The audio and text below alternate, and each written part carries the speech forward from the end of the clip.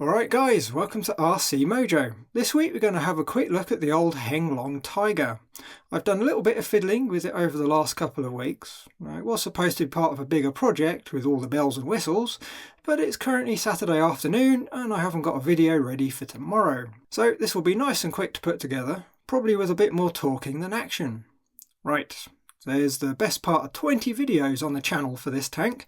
It started as a Heng Pro Tiger with the metal tracks. As it is now, there's really not much left of the original kit other than the upper hull. All the mechanical fun bits have all been swapped out.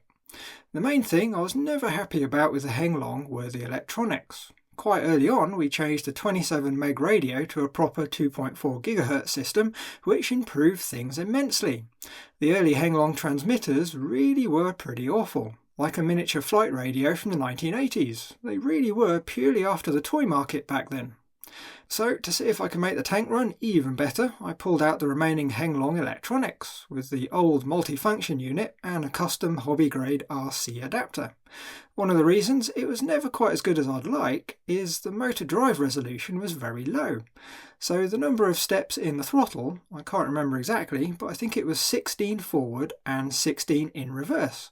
That always meant you'd be carefully moving the stick, trying to turn the tank smoothly, when suddenly it would go up to the next step and lurch forward or turn. It was difficult, even on a smooth indoor surface, to drive smoothly. Enter the WP1060s. Now, if you run crawlers, you'll know these little guys well. They're your basic forward-reverse ESCs that, importantly, don't require a double pump for reverse. So for steering a tank, they're going to work perfectly. We've got two, because of course there's two motors to drive. Now in terms of current, they're way over spec. They're never going to be stressed running the tank, so they should last forever. Plus, if the project ends up going a different direction, they're still going to be handy for other truck projects where the next ESC up, the WP1080, isn't necessary. So if you remove the upper hull, you'll see the inside of the tank doesn't have much left from the original Heng.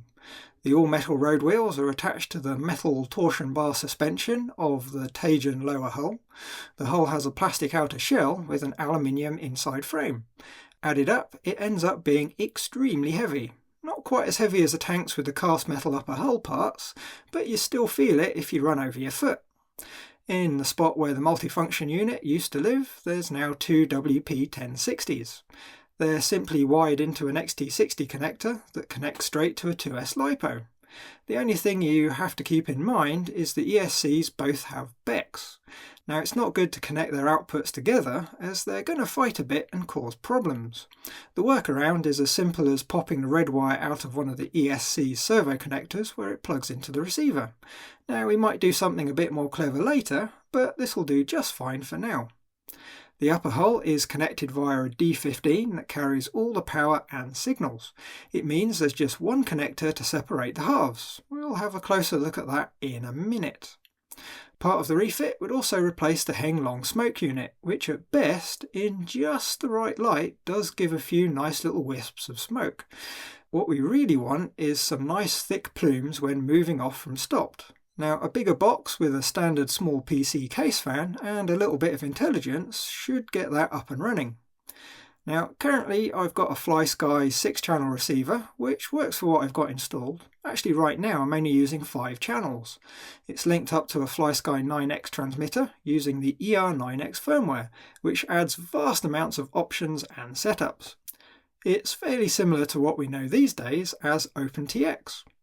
The radio also has the left stick modified, so the vertical is centre sprung for turret control.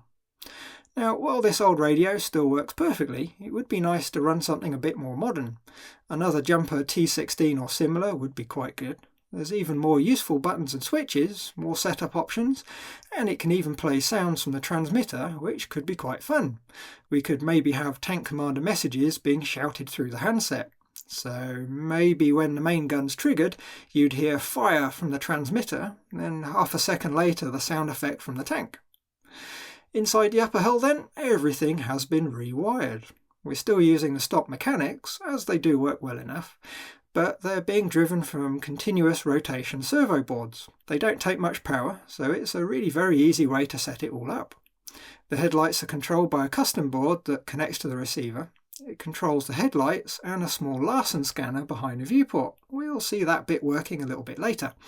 There's a video in the archives of the entire process of rewiring. Having the single connector makes everything a lot easier. The plan for the lower hull then is to use something like the big light controller, but with added options to make it tank friendly. It'll be a while before I get to that though. There's quite the show-stopping bug at the moment that I haven't had time to really get stuck into. Sadly, other things keep popping up, so I never quite get there. Same goes for the other controllers and bits too. I have the PCBs now, but no big blocks of time to actually assemble them. Anyway, back to the tank, and with a controller board, rather than use a standard receiver with lots of connectors, we could set things up to use one of these diddy little receivers that sends all the signals for the 8 channels down one wire. Same for the trucks actually. Or with a jumper T16, we could use a receiver with 16 channels, and perhaps even have telemetry with the main battery voltage from the tank. The hardware to do it already exists on the big controller. It would just need the software to handle the communication and setup. I should think with 16 channels on a tank or a truck, you'd pretty much always have more channels than you actually need. If we power up the transmitter, you can see the ER9X splash on the screen. Then we get a channel monitor where we can see how the 2 throttle channels work. If we move the stick up and down, you can see the 2 channels move in the same direction for forward and reverse. And for left and right, they move in opposite directions. You get roughly 50% of throttle normally, but when you move in the diagonal, you can apply 100% to one of the ESCs, which ends up working rather well. The other good bit with this firmware, setting up is as simple as going to the model setup menu, choosing templates, then selecting L of 1/delta. Enter it and it will set up the radio with the correct mix. You just need to set up the direction so the tank goes the right way. The jumper and other modern radios will all have something similar too. Now while we're looking at the radio, let's look at the left stick which handles the turret control. I've limited the endpoints, which, because we're using the boards from continuous rotation servos, actually limits the speed rather than the travel, so the turret turns at a nice low speed. I've also set the channel speed, so even if we bang the stick right over it takes a couple of seconds for the channel to catch up. This adds a feeling of weight or mass to the turret, and we'll see that in action in a minute or two. If we connect up a LiPo to the tank, we can see how it runs with the WP1060s.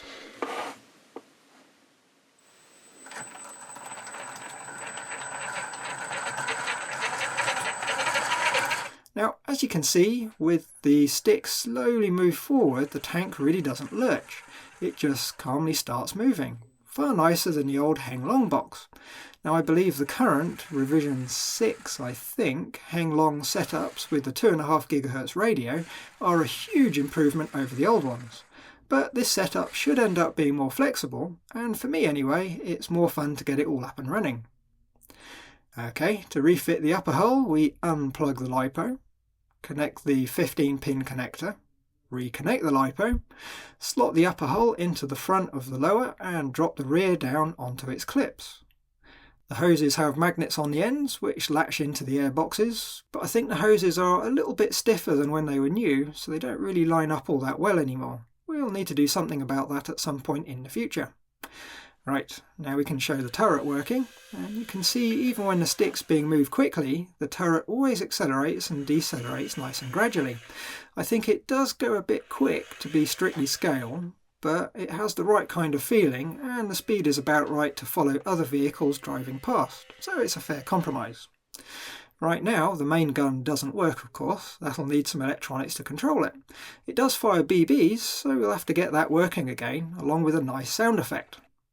That just leaves the lights, which are on one of the toggle switches, just on and off. But remember, we have that little Larsen scanner too. So if we quickly flick the switch back and forth, it turns that on. Obviously not scale, but it always gets a bit of a giggle. So there we go then, that's the state of the tank. Not too much has changed, but it was long enough ago that we last looked at it. I think it's going to be new for a lot of you. I'm not too sure when we'll get to do some more. I really need to sort out the truck board first, as at the very least the tank controller would share a lot of the software. It would be nice to have the one board though, and I bet the truck guys would find uses for the tank functions and vice versa. Anyway, that's going to be it for this week then. So, as always, thanks for watching. Like if you like, subscribe if you haven't, and leave a comment if there's something on your mind. Bye guys!